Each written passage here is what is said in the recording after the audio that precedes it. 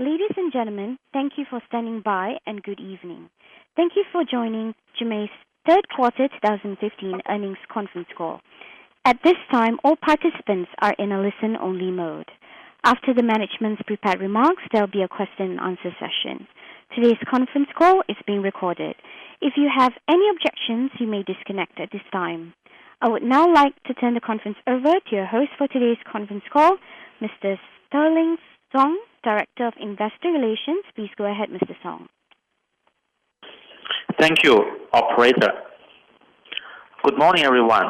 I'm Sterling Song, very pleased to be with you today. Joining me today on the call are Leo Chen, Founder, Chairman, and CEO of JMA, Ms. Mona Gao, and Mr. Yunsheng Zheng, two co-CFOs of JMA. First, I will remind you about forward-looking statements. Our conference call today may include forward-looking statements made under the safe harbor provisions of the Private Securities Litigation Reform Act. Although we believe that the expectations reflected in our forward-looking statements are reasonable as of today, those statements are subject to risks and uncertainties that could cause the actual results to differ dramatically from those projected. There can be no assurance that those expectations will prove to be correct. Further information about this and other risks are included in our filings with the Securities and Exchange Commission. The company doesn't assume any obligation to update any forward-looking statements as a result of new information, future events, changes in market conditions, or otherwise, except as required by law. Now with that, I'd like to turn the call over to Leo Chen. Leo, please. Thank you, Sterling. Good morning and good evening, everyone. Thank you for joining our third quarter earnings call today. I'm very pleased to report a strong top-line growth in the third quarter, as we doubled our net revenues on a year-over-year basis. Our merchandising sales net revenue grew 121% year-over-year.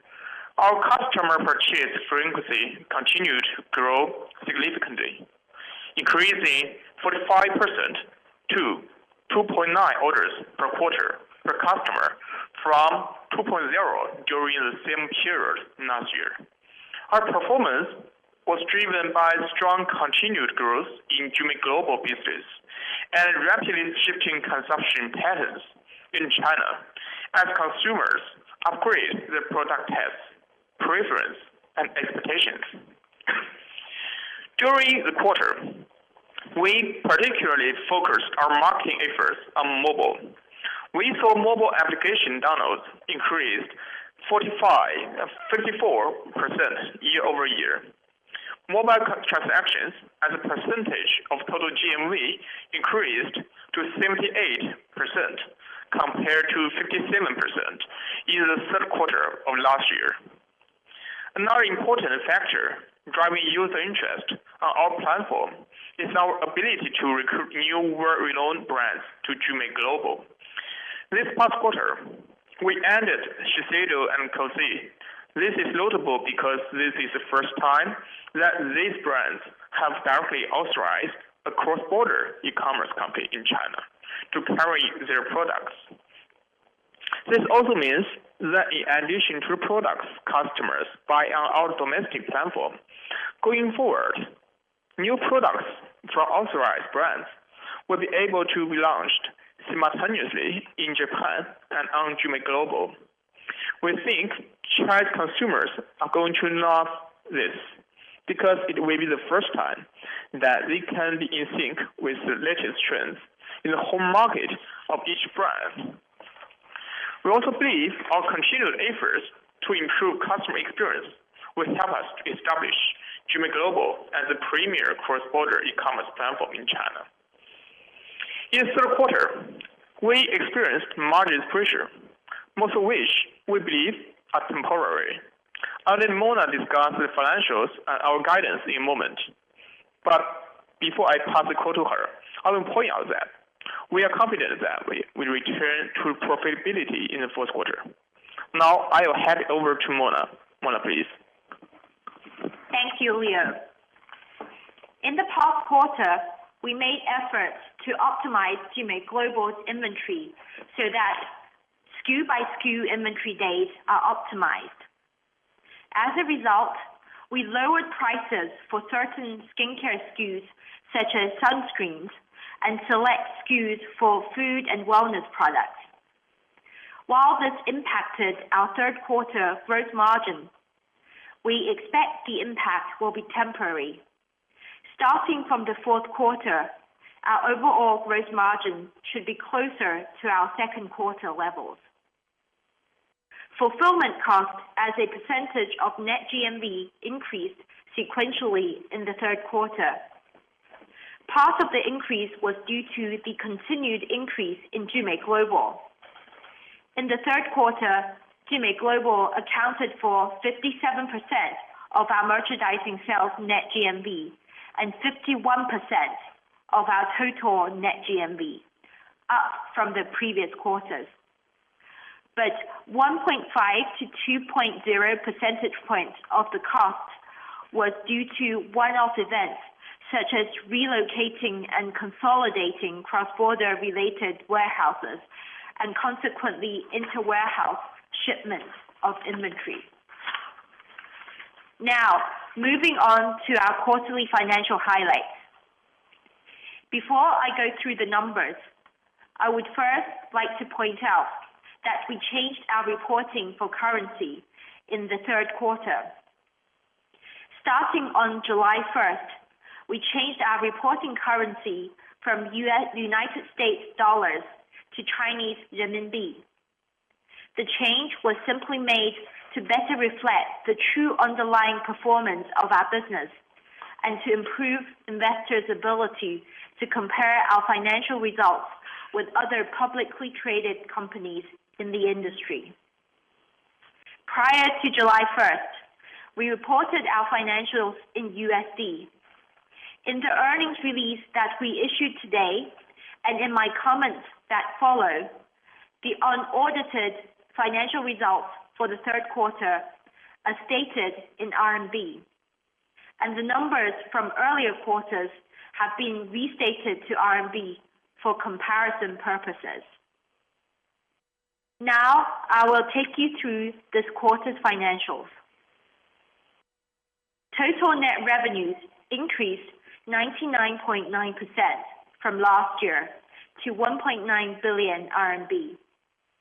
The increase was primarily attributable to increases in the number of active customers and total orders, which in turn resulted primarily from the high volumes generated by Jimai Global, as well as the shift from beauty product marketplace sales to merchandise sales.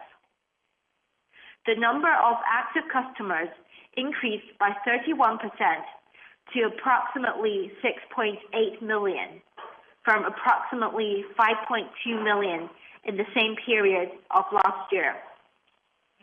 The number of total orders increased by 90% to approximately 19.9 million, from 10.5 million in the same period of last year.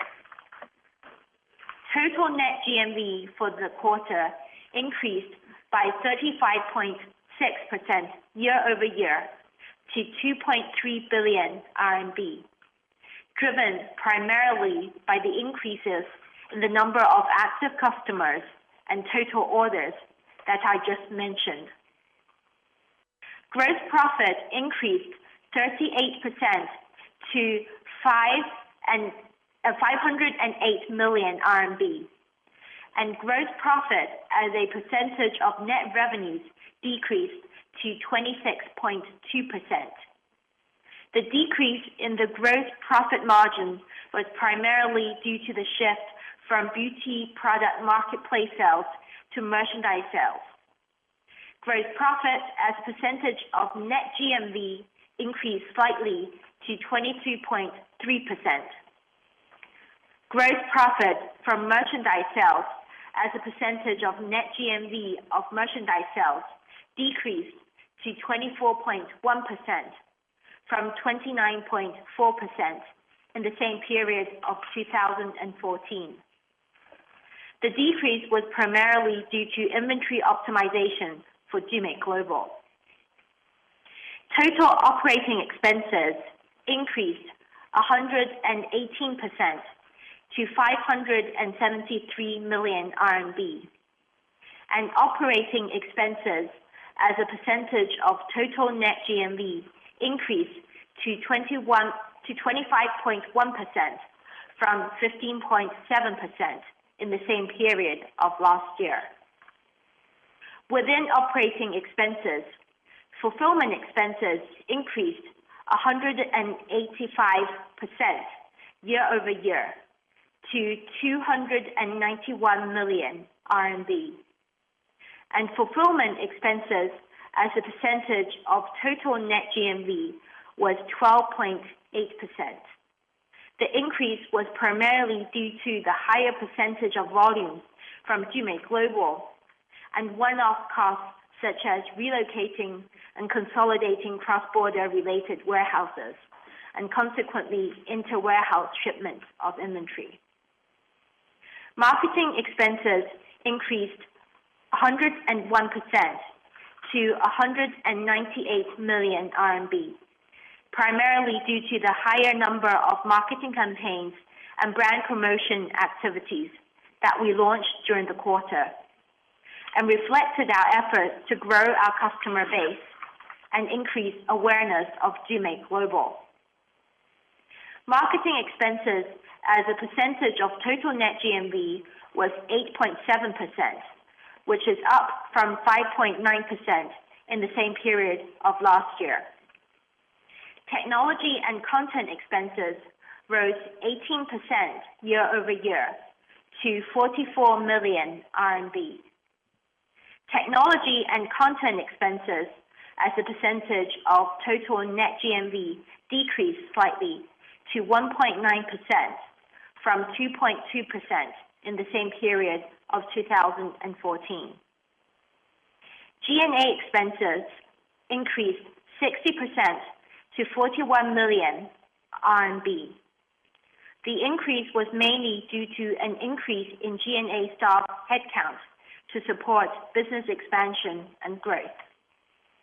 Non-GAAP loss from operations, which excludes 9.5 million in share-based compensation expenses, was 55.7 million RMB, compared with non-GAAP income from operations of 115.1 million RMB in the same period of 2014. Non-GAAP net loss attributable to ordinary shareholders was 77.4 million RMB, compared with 129.3 million RMB in the same period of 2014. Non-GAAP net margin attributable to ordinary shareholders decreased to negative 4.0% from positive 13.3% in the same period of 2014. Non-GAAP net loss per basic and diluted ADS were both 0.53 RMB, compared with non-GAAP net income per basic and diluted ADS of RMB 0.89 RMB and 0.86 RMB, respectively, in the same period of 2014. Moving to our balance sheet, we had cash and cash equivalents of 2.1 billion RMB and short-term investments of 441 million RMB as of September 30th, 2015. Importantly, our operating cash flow and working capital improved significantly in the third quarter as we work to optimize inventories in Jumate Global. Next, I will talk about outlook for the fourth quarter of 2015.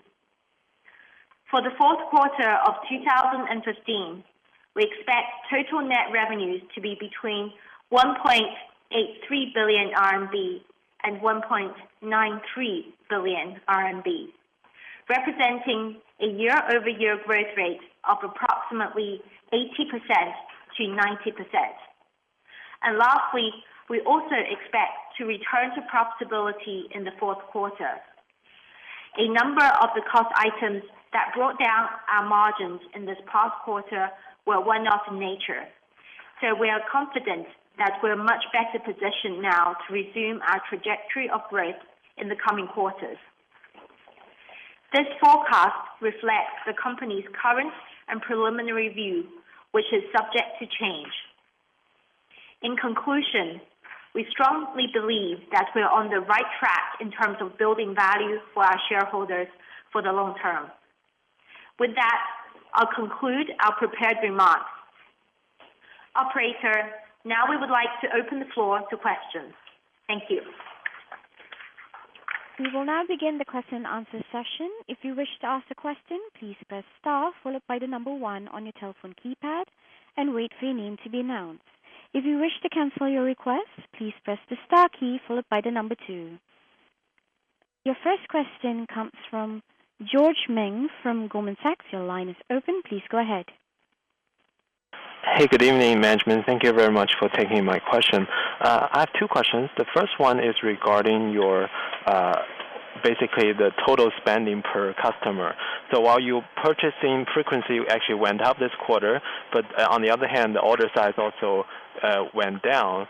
So is it purely because of the Jumei Global business? And if we combine the two and look at the net GMV per customer, I think it is also down sequentially, maybe slightly.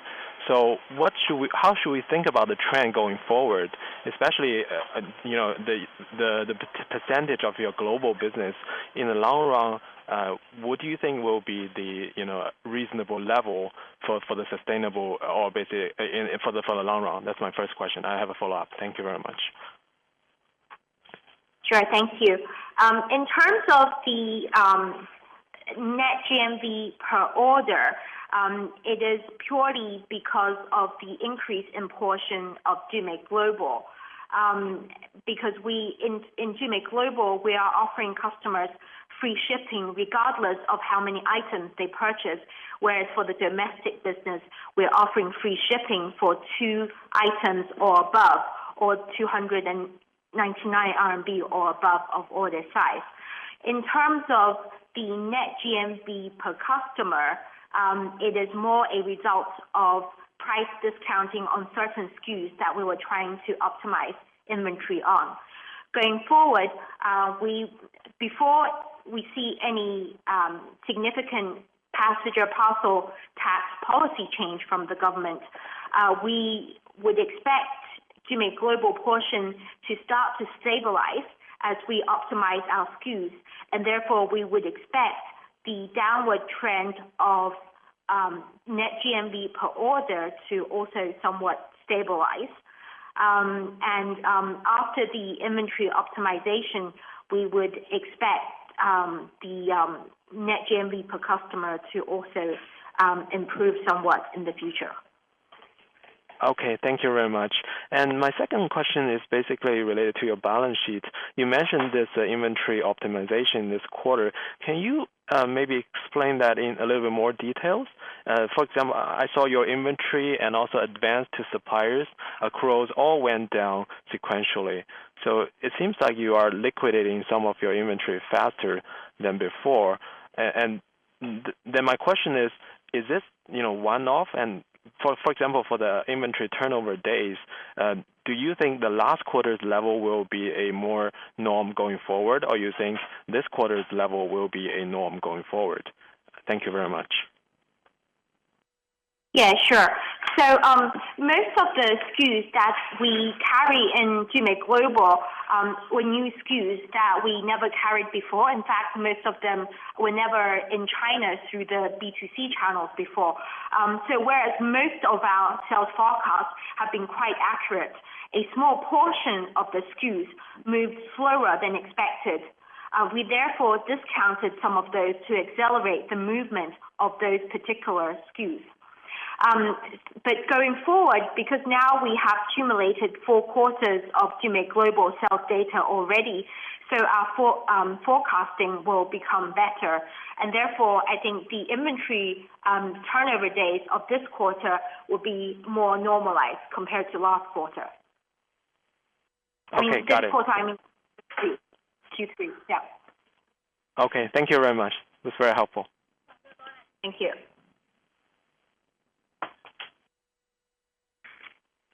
Your next question comes from Binnie Wong from Merrill Lynch. Your line is open. Please go ahead. Hi, good evening, management. Thank you for taking my question. I have two questions here. Within the Jumei Global, could you share with us on the product mix by different categories and margin profiles?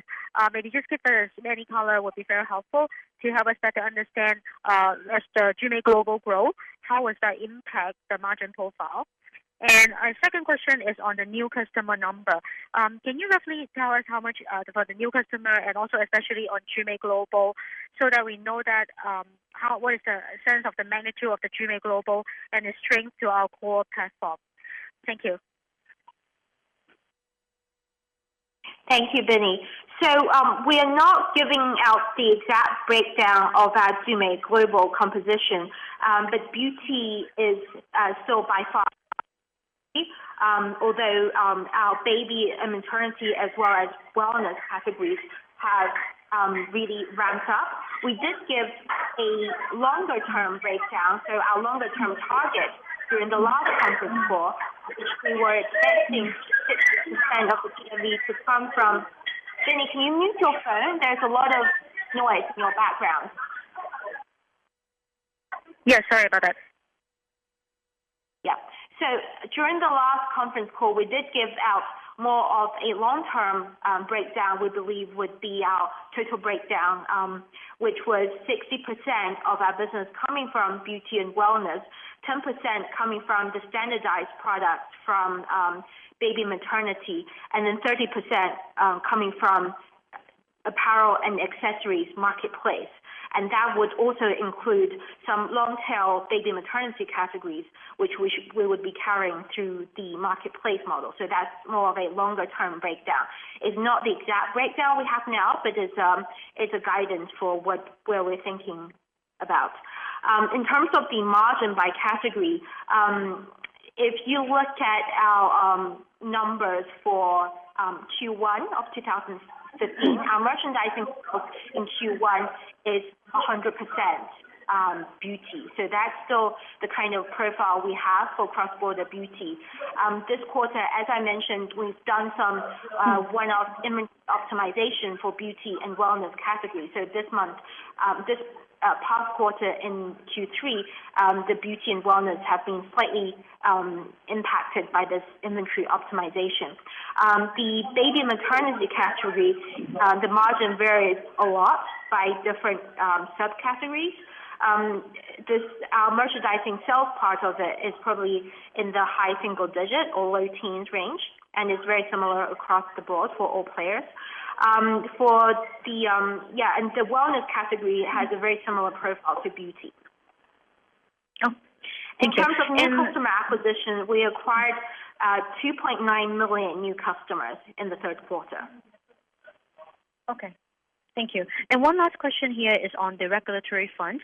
I understand we have been hearing news about the changes in the cross-border regulation. Can management share with us any update, and if the potential change is going to be implemented, how would that impact our business? Thank you so much, Mona. Sure. We have talked about this before. There's not been a lot of update on the policy change, and what we hear is still consistent from what we heard before earlier on in the year. We still hear that the passenger parcel tax for beauty will be lowered, although there's no certain timing yet, as is for most government policies.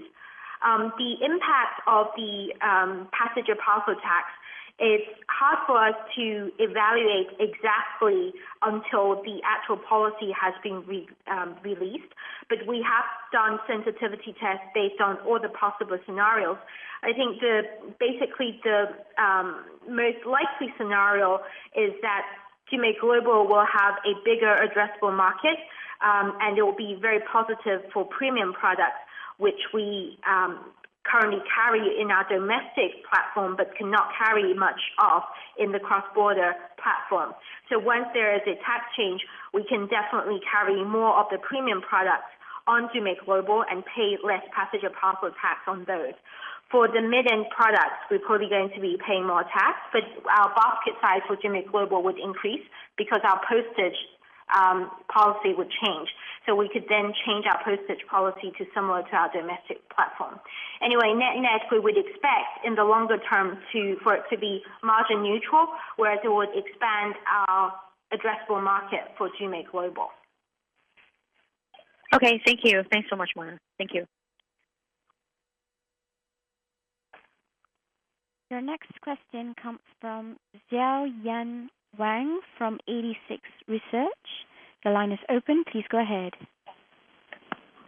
Thank you, management, for taking my question.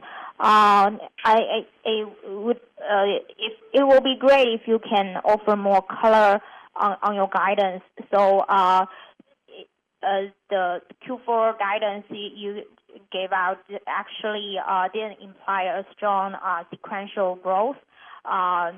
But we know that you reported like over 100% a year-over-year growth on November 11th sales. So just wondering,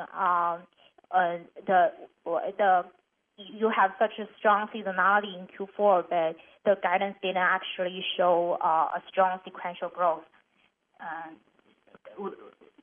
Can you talk about more on that? Thank you. Yes. Our current guidance is based on quarter-to-date information and historic seasonality.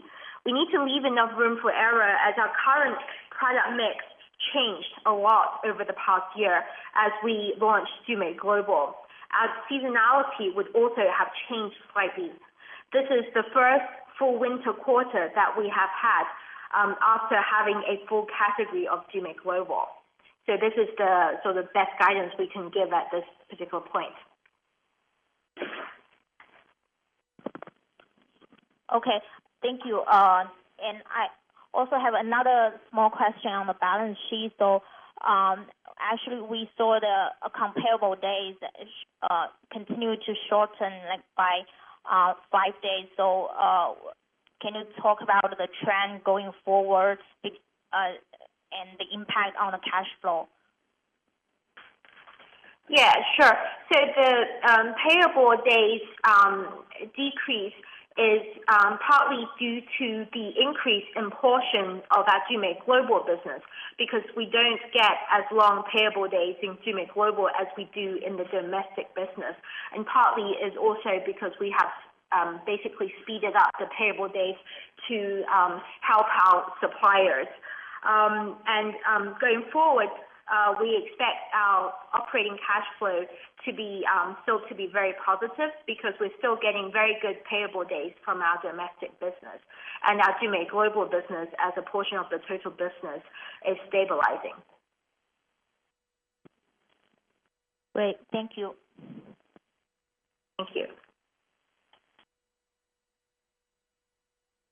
Your next question comes from Wendy Huang from Macquarie. Your line is open. Please go ahead. Thank you. I have two questions. The first is related to the inventory optimization effort you just mentioned. So right now you are having 57% of the sales coming from the Jumeirah Global. Does that mean that for that part of the sales you are actually taking the inventory risk? So essentially, you are changing from previously inventory risk-free model to a kind of an inventory risky model. And also regarding that foreign FX loss this quarter, 56 million, can you elaborate how much is it actually related to the RMB depreciation, or is it because of the increasing exposure to the Jumeirah Global? Thank you. Yeah, sure. Thank you, Wendy. In terms of the inventory risk, you are partially right on that.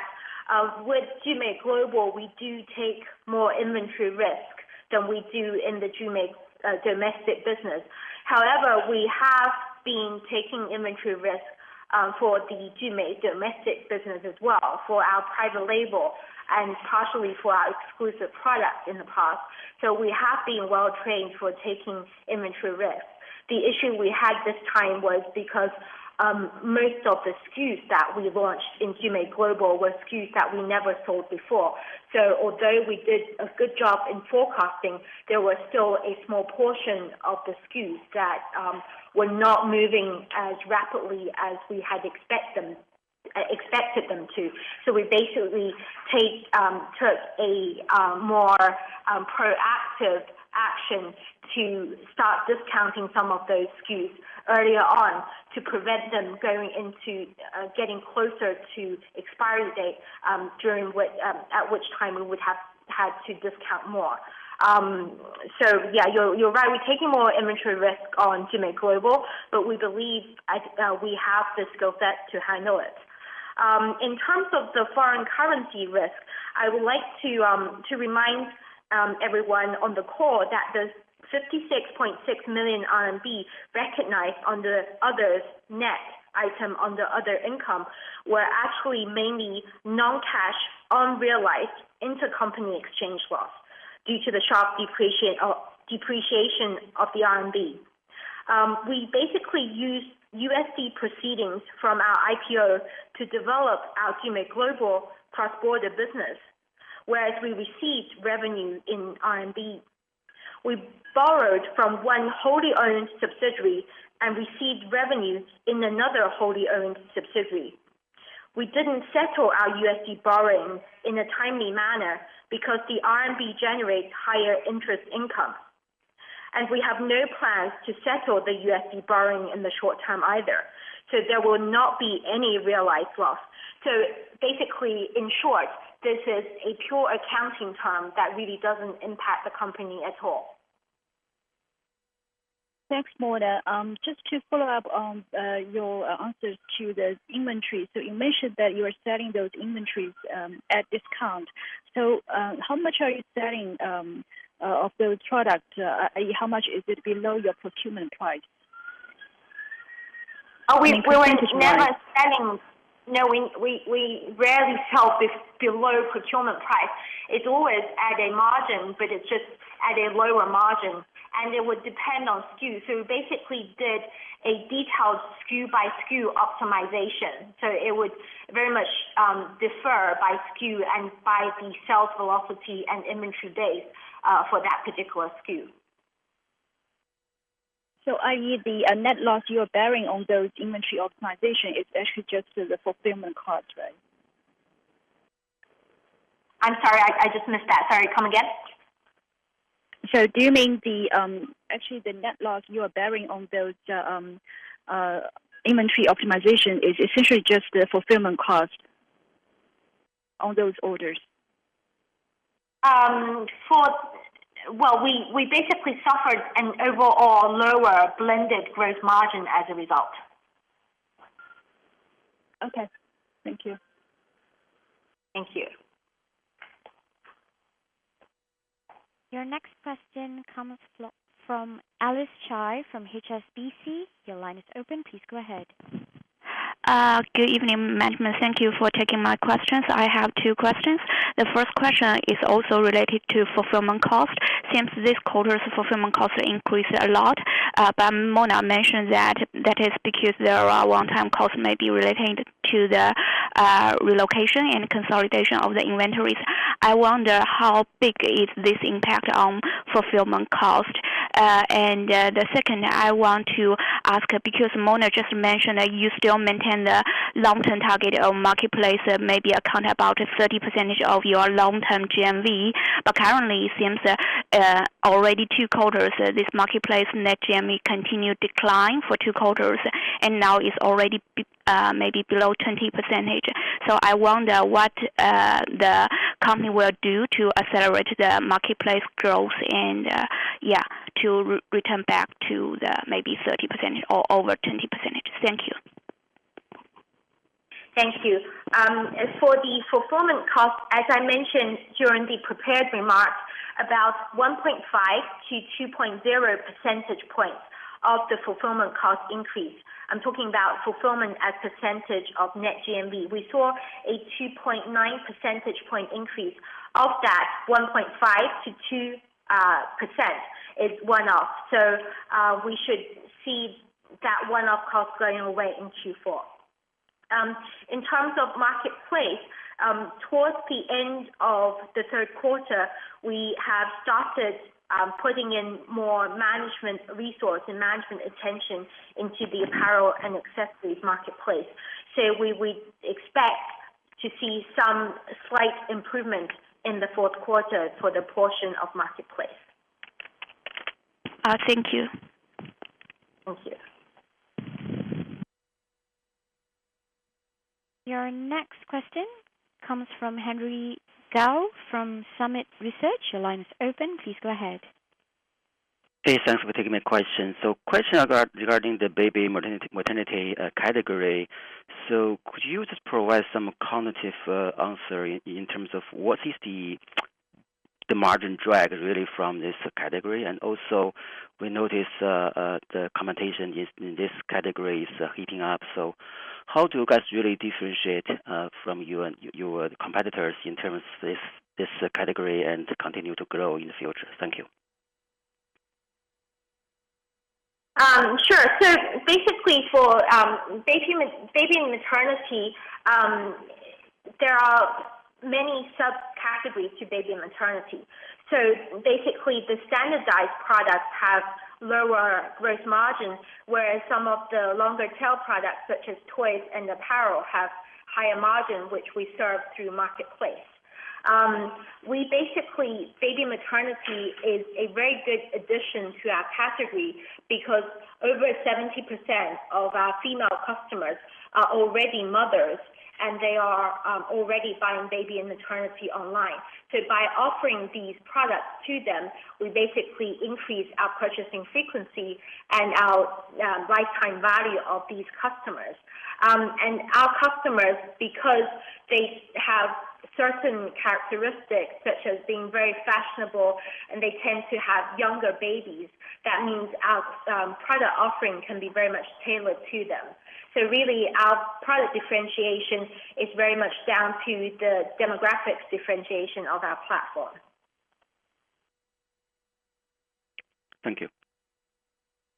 Thanks. Your next question comes from Thomas Chong from Citigroup. Your line is open. Please go ahead. Hi, thanks management for taking my questions. Can management talk about how we should think about the 2016 outlook in respect of the GMV growth rate, the product mix, as well as the margin trend? How should we think about the long-term margin to be? Thanks. In terms of the 2016 outlook, we'll be giving out that number in the fourth quarter earnings release. In terms of the longer-term outlook for margin profile, we gave that in the previous earnings call in Q2. I can repeat it here. We believe for our beauty and wellness product categories, because there are big opportunities still for private label and exclusive products. And if we benchmark across companies in the developed world as well as in Hong Kong, if we look at players such as Alliance Boots, Watsons or Sasa or Sephora, well, I think we have very good reason to believe that the beauty and wellness business should be offering a 40% or so gross margin in the longer term. In terms of the baby maternity, we believe it's a more in the longer term a low teens gross margin business. Whereas for the marketplace apparel and accessories for us, it's more like a 15 to 20% take rate or gross margin business. So blended, and I communicated the product category mix for the long term earlier on in the call. So we believe that a blended gross margin in the longer term should be above 30%, and whereas a blended EBIT margin should be over 10%, probably around 12 to 15% in the longer term.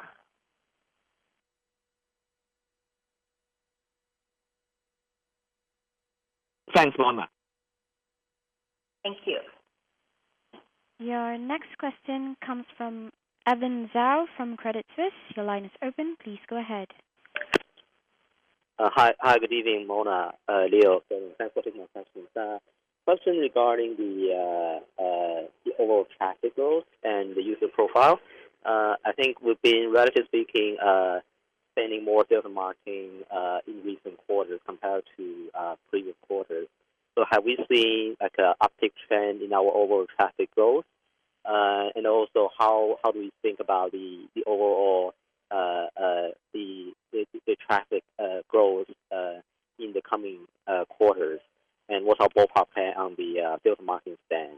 And regarding the user profiles, you just mentioned that we've been having a decent portion of female buyers actually already becoming mothers. So have we seen like a slightly aging up of the overall user profile per se?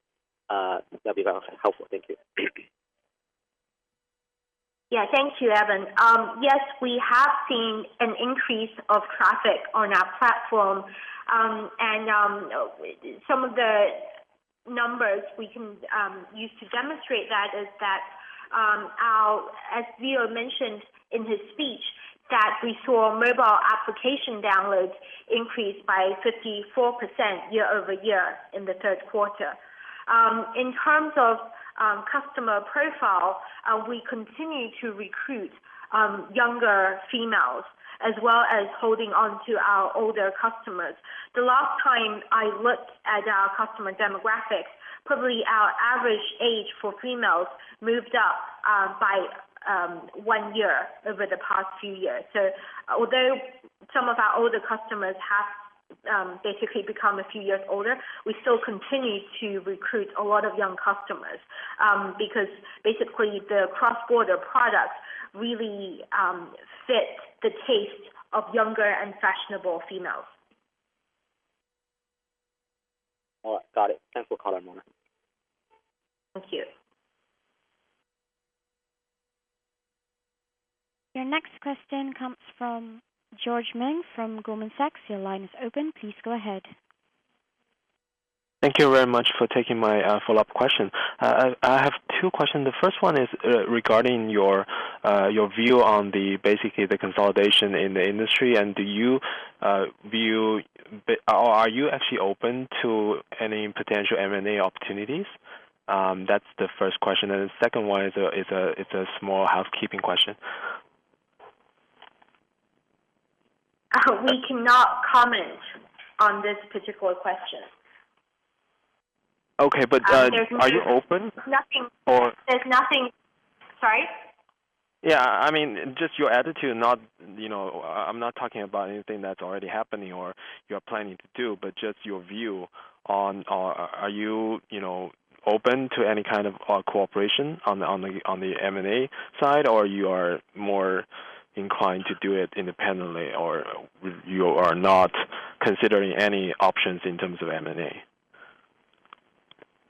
We're always very open to any collaboration and cooperation with any TMT company out there in terms of either traffic or in terms of supply chain. We're very open to collaboration.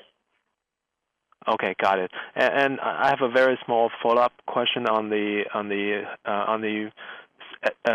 share-based compensation. So I saw you have a negative number for the marketing expense for the SBC this quarter. Why is that? Is there any major people leaving, or you changed the forfeiture rate, or what's the reason behind? Thanks.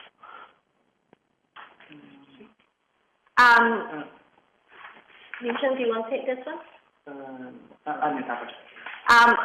We'll get back to you on this one, but I remember the last time I looked, it was basically just one particular employee. It's not. We'll take it offline and we can reply to you later on. Okay. Okay. Thanks. Thank you very much.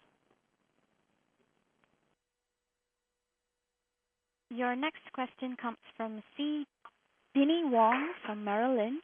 Your line is open. Please go ahead. Oh, hi, management. Sorry, just have one quick follow-up here. You said that like for the marketplace, we also expand again into apparel and other accessories. We called that a year ago, right? We have been doing that, and then we was gradually, like kind of like lowering like our focus there because as we focus more on Gmail Global.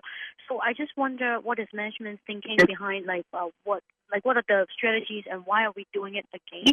And I guess second question is that what about the cross-selling opportunities? Any metrics that you can share with us that for people coming to buy apparel and also buy beauty, what are the customer percentage that will also buy like multiple categories? And also into if you can share also on Gmail Global, people also buy percentage that buying Gmail Global and also buying from a domestic business. That would be very helpful. Thank you. Sure. For the marketplace apparel and accessories, really, for the past year, because Gmail Global has seen such explosive growth, so a lot of the time and energy of management has been focused on that. But apparel and accessories remains very important to us, and we see great cross-selling opportunities there.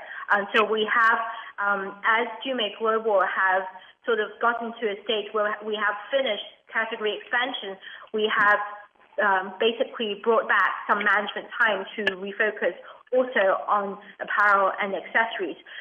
In terms of cross-selling, we actually see 90% of our apparel buyers buying our beauty products. So the cross-selling from apparel to beauty is very strong, mainly because beauty is our strongest category.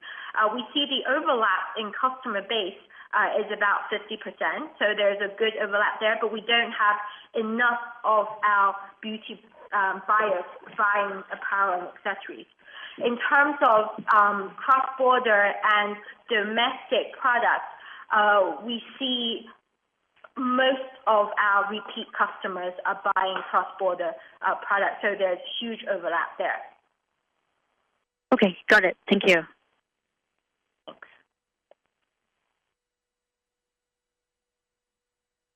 Your next question comes from Wendy Huang from Macquarie. Your line is open. Please go ahead. Thank you. I have two follow-ups. The first, can you remind me how much share you have repurchased under the current program? And also, given that the share price is quite low now, will you actually step up the share repurchase or to expand this program? And secondly, it's been a few quarters since you acquired Baby Tree. Can you give us update on the integration and also the users and orders contribution from Baby Tree? Thank you. We basically, our board approved $100 million of for share buyback in December of last year. We've only basically repurchased a small portion of that, so we still have quite a big amount to spend. So we still have that option in hand. And can you remind me of your other questions? So given that the share price is kind of hitting very low level, will you actually consider to become more aggressive in the share repurchase with that $100 million program? And second question is Baby Tree, the integration and also the users orders from Baby Tree.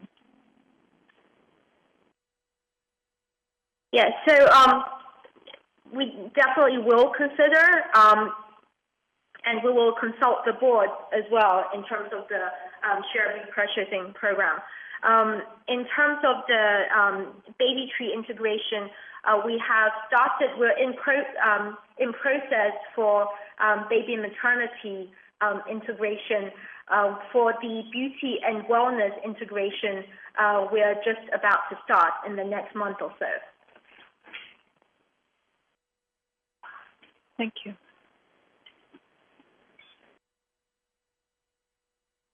Your next question comes from CG from ITG. Your line is open. Please go ahead. Hey, Mona. I have a simple question about the current competition landscape among cross-border importers. So you can see all the major platforms, including JD and Baba, they're doing aggressively in the cross-border imports. So and also Vipshop started its initiation as well. So how do you think of your competitiveness, and how can you secure your market share in the long run? Thank you. Yeah, sure. We're definitely seeing a consolidation of cross-border players over the past quarter or so. So we have seen a lot of smaller players dying out, and the market share going to the bigger players. But we are still commanding over 50% of the total volume shipped from all bonded warehouses in China. So we're really holding up that good market share we have. I think in the longer term, really the basically, as we have talked about during meetings before as well, in the longer term, the cross-border bonded warehouse strategy, because you have to lease the bonded warehouse from the government, and you need to connect your IT systems with different government bodies. Basically, it creates a barrier for smaller merchants or distributors. Basically, it's harder for smaller distributors or C2C players to play in the bonded warehouse landscape. So overall, it's a better competitive advantage for B2C players overall. And then among the B2C players, we need to look at the categories which they're good at and the particular customer demographics they have. As I have mentioned previously during meetings, the top categories in cross-border e-commerce are luxury, baby maternity, beauty, wellness. And all of those are female categories. All of those are categories that Jimei is very good at curating on.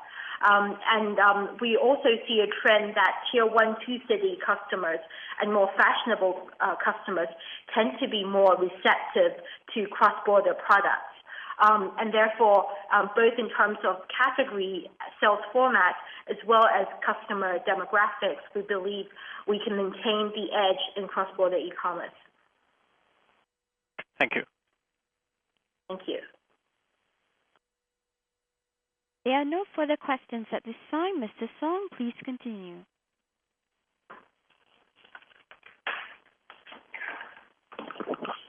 Thank you. Thank you, operator. Now we come to the end to the Q&A session. Thank you for joining today's call. Thank you for your attention. Thank you for your investment, which is vital for our success.